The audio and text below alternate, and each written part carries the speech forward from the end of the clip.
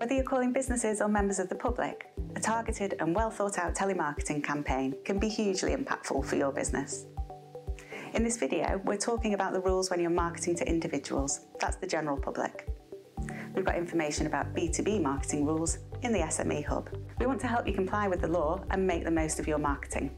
Here are our 3 key requirements for marketing by phone. 1. Check people's preferences. You can make marketing calls, but you mustn't call anyone who's registered with the Telephone Preference Service, known as the TPS. The only exception to this rule is where someone has specifically asked to get these calls from you. You can find out more information on the TPS website.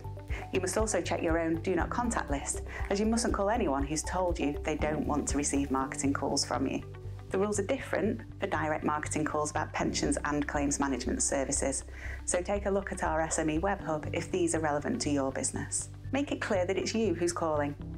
Each time you're making a marketing call, your number must be displayed and you must tell people who you are and give your contact details if asked. 3. Recognise there are different rules for automated and live calls.